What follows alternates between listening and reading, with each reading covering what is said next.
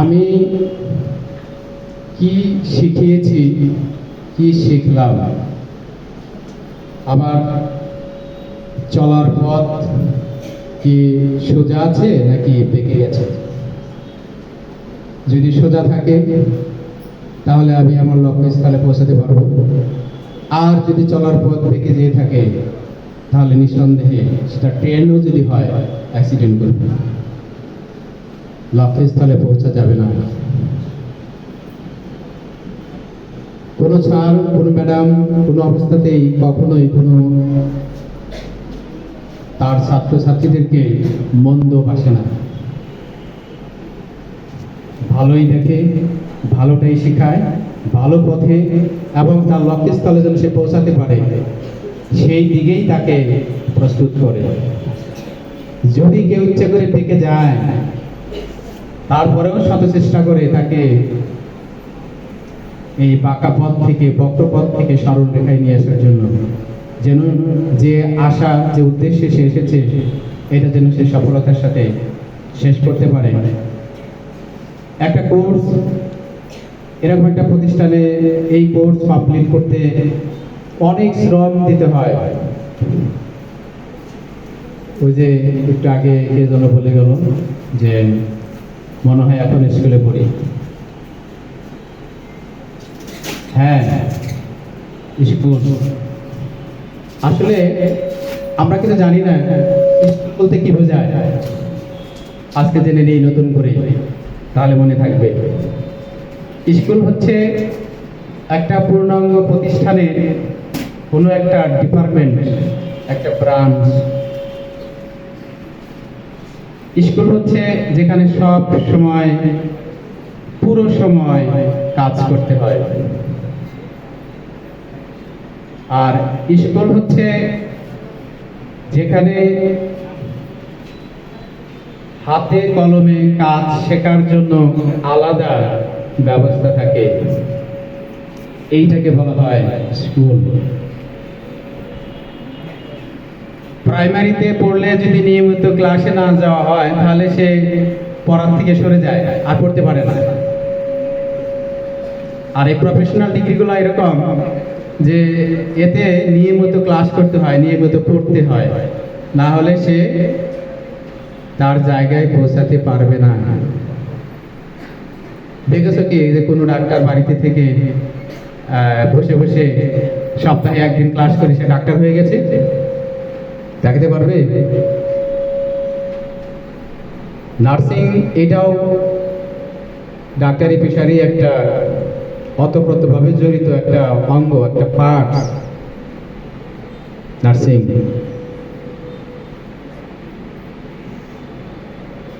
যদি ভালো শিখে থাকি এবং সেটাকে যদি ধরে রাখা যায় এবং সেভাবে যদি নিজেকে প্রস্তুত করি, তাহলে হ্যাঁ, আমি যে উদ্দেশ্যে এসেছিলাম আমার সেই উদ্দেশ্য সফল হবে। দেশে বিদেশে যেখানেই হোক না কেন পর্যাপ্ত প্রতিযোগিতা, সব জায়গায় প্রতিযোগিতা। এর প্রতিযোগিতা গুলা কিভাবে হয়?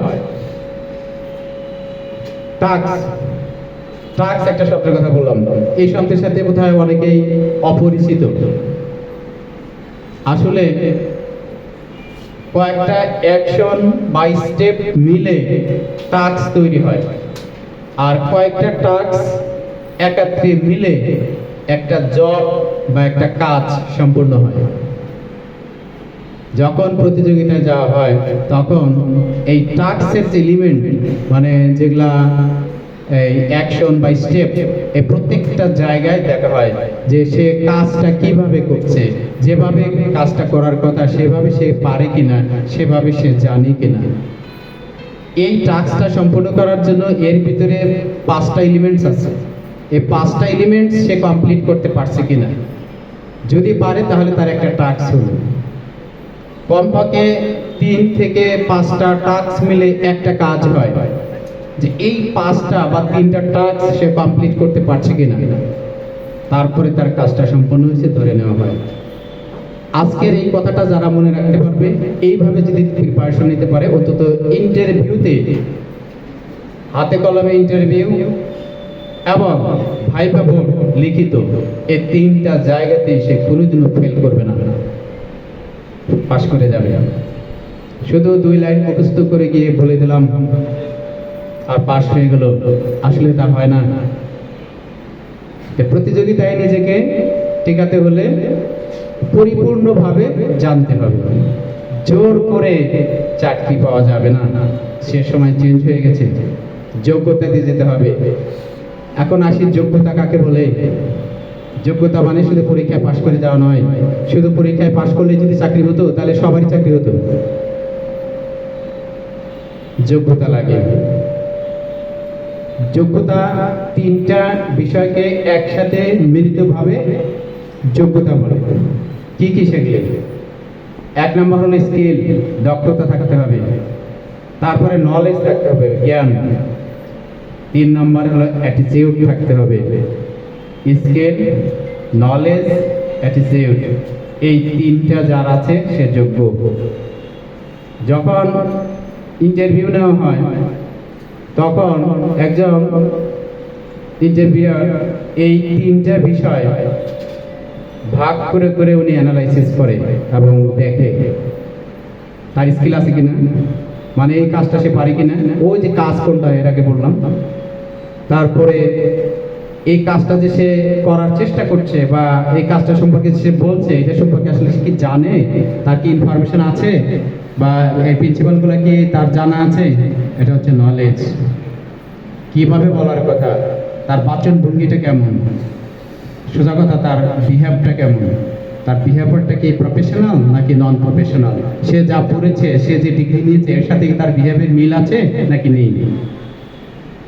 এই 3টা ভাগে আলাদা আলাদা ভাগ করে পুরো নাম্বার তার জন্য দেওয়া হয়। এরপরে আসে হলো কে জিতলো কে হারলো। আশা করি এই 2টা বিষয় যে বললাম, এই 2টা বিষয় মাথায় রেখে প্রস্তুতি নেবে, কোনো জায়গায় ঠেকবে না। গতকালকে কথা হলো, ওখানে কয়েকজন আছে, ওরা গ্রাজুয়েশন করতেছে। তা বললো যে স্যার আমার তো ওই এতটা করতে হয় না, স্টাডি করতে হয় না, জাস্ট খালি রিভাইজ করি, সময় মতো দেখি, আর বাকি সময় আমি ডিউটি করি।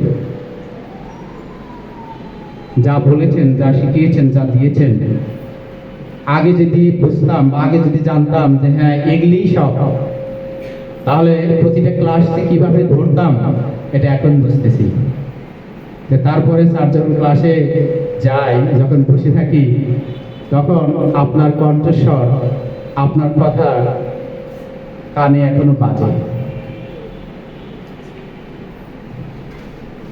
বললাম এটা মনে রেখো এবং ওভাবেই যাও।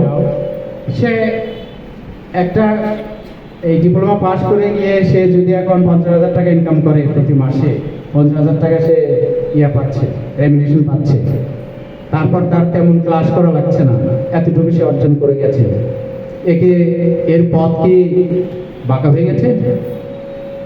সঠিক পথে আছে না? এই সরল রেখায় আছে, সে তার জায়গায় পৌঁছে যাবে। বলতে গেলে সে স্টুডেন্ট, অথচ সে মোর দ্যান 50,000 টাকা সে করে। এবং তারপরে বললো যে স্যার আমি তো ইয়েতে যাই, ফ্রাইডেতে ঢাকার বাইরে যাই, এক টিম আছে, ওই যে ইয়েদের সাথে, ডাক্তারদের সাথে ভালো রিলেশন, ভালো জানাশোনা আছে, ডাক্তাররাও জানে যে সে ভালো। ওই টিম তাকে ওই চেম্বারে নিয়ে যায় ঢাকার বাইরে। তো ঢাকায় যে সমস্ত ডাক্তার প্রফেসর আছেন, এনারা তো ম্যাক্সিমামই হলো অফ ডেগুলো ঢাকার বাইরে চলে যায়, বিভিন্ন ডিস্ট্রিক্টে চেম্বার, এদেরকেও সাথে নিয়ে যায়। তো দেখা গেছে যে ওই একদিনেও সে মানে মোর দ্যান 5,000 টাকা ইনকাম করে নিয়ে আসে। জিজ্ঞেস করলাম যে তোমার কষ্ট হয় না, এতগুলি কিভাবে কভার করবো? স্যার আপনি তো শিখিয়েছেন যে মেডিকেল প্রফেশনে থাকলে কষ্ট কি এটা মনে নেওয়া যাবে না, তাহলে সে কাজ করতে পারবে না। রাত 2টা পর্যন্ত, 3টে পর্যন্ত, কখনো কখনো 4টা 5টা পর্যন্ত অপারেশন চলতেই থাকে। কারা করে? রিমোটে করে, ডাক্তাররাই তো করে।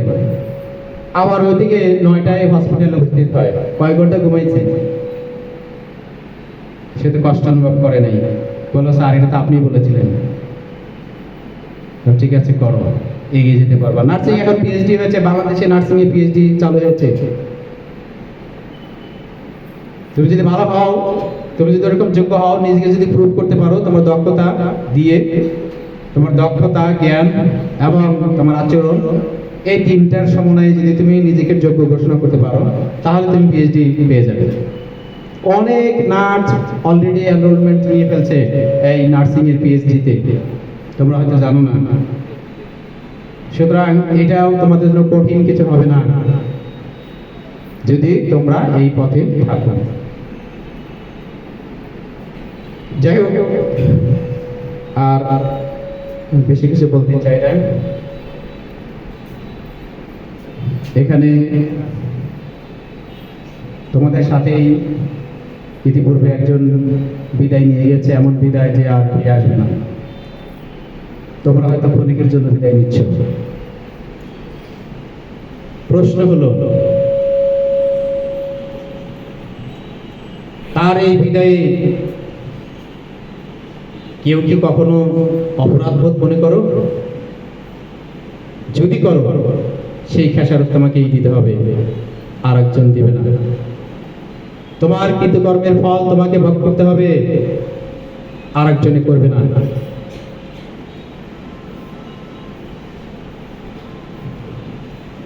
অন্যায় যাতে না হয় সেই দিকে, প্রফেশনে যাতে অমর্যাদা না হয় সেই দিকে তোমাকে খেয়াল রাখতে হবে, যত্নশীল হতে হবে। সরকার তোমাকে লাইসেন্স দিয়েছে বা লাইসেন্স দেবে, তুমি যা ইচ্ছা তা করবে না, পারবো না, এই জন্য লাইসেন্স। তাহলে তুই যারা গেছে বলে গেল ও তো ইউনিভার্সিটিতে পড়ে তো একটা ডিগ্রি নিতে পারলা, যেখানে লাইসেন্সের প্রয়োজন নাই, তুমি যা ইচ্ছা তা করো, কেউ বলার নাই, কেউ তোমাকে বাধা দিতে আসবে না। লাইসেন্স কেন দেওয়া হয়েছে? লাইসেন্স হচ্ছে একটা যোগ্যতার ব্যারিকেড। তোমাকে সুনির্দিষ্ট লাইনে থাকতে হবে, তোমার যেটা করার তুমি সেটা করতে পারবে, যেটা ইথিক্সে নাই তুমি সেটা করতে পারবে না। এটা যখন করতে যাইবা তখনই বিপদ ঘটবে। সেই জন্য নিজের জায়গায় থেকে প্রফেশনের মর্যাদা রক্ষা করে তুমি কাজ করবে। কখনোই মনে করবে না যে তুমি ডিপ্লোমা ডিগ্রি নিয়েছো, কখনো ভাববে না যে তুমি বিএসসি করেছো। তুমি বিএসসি নিয়েছো, কখনো ভাববে না তুমি এমএসসি করেছো। তুমি এমএসসি করেছো, কখনো ভাববে না যে তুমি পিএইচডি করেছো। যখন তুমি পিএইচডি করেছো তখন তুমি বলো হ্যাঁ আমি পিএইচডি করেছি। অতিরঞ্জিত কিছুই করতে যাবে না। তোমার ক্ষমতার বাহিরে কিছু করতে গেলে তুমি লাইনচ্যুত হয়ে যাবে এবং বিপদে পড়ে যাবে। এটাও কখনো মনে করবে না যে তুমি সব জানো আর কেউ কিছুই জানে না, আমি সব। ভুল করবে, থেকে যাবে, লাইন থেকে ছিটকে পড়বে, কঠিন সাজার সম্মুখীন হবে।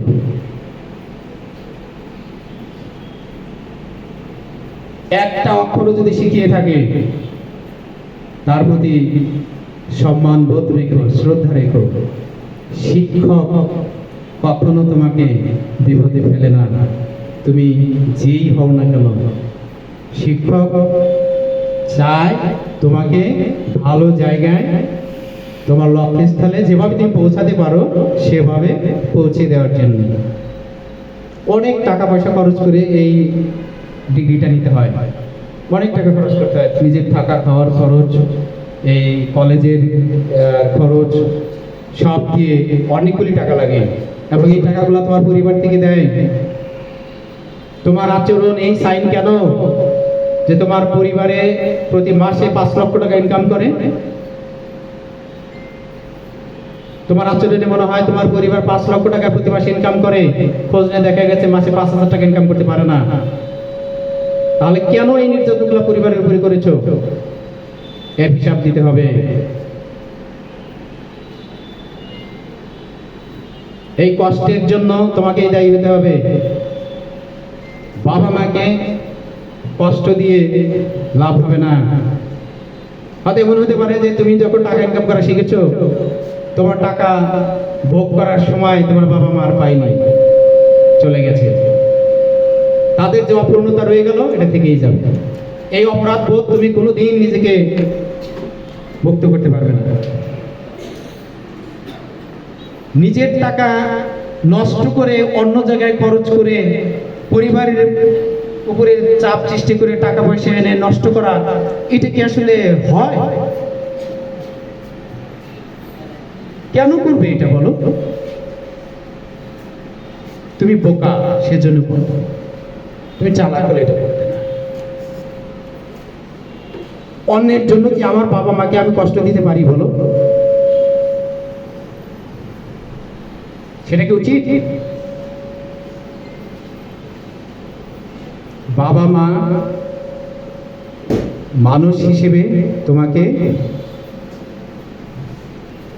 জন্ম দিয়েছে, কিন্তু প্রকৃত মানুষ তোমাকে তৈরি করে শিক্ষকরা। অন্ধ চোখে তারা জ্যোতি ফুটায় শিক্ষকরা। যত অপরাধ বোধ থাক না কেন সবার আগে ক্ষমা করে শিক্ষকরা। সেই শিক্ষক যেন তোমার প্রতি কখনোই মনক্ষুণ্ণ না হয়, অন্তরে কষ্ট নিয়ে কোনো আঘাত নিয়ে তোমাকে দেখা মাত্রই যেন এই অনুভূতি তার মাঝে না আসে, এইটা করেছিল। তাহলে তুমি তোমার জায়গায় কতটুকু অটুট থাকবে আল্লাহ জানেন আর তুমি জানো। যা হোক, অনেক কথাই বললাম। সামনের চলার পথ তোমাদের সুন্দর হোক, সুগম হোক এবং সতর্ক থাকবে। তোমার প্রফেশনের বাহিরে, তোমার ক্ষমতার বাহিরে কোনো কাজ তুমি কখনোই করতে যাবে না। আজকে তোমাকে তোমার শিক্ষকরা যা বলছে, যখন তুমি প্রফেশনে যাবে তখন অন্যরা সেটা বলবে না। অন্যরা সুযোগ পেলেই তোমাকে ঘাটটার মধ্যে ধরে গার মটকিয়ে দিবে।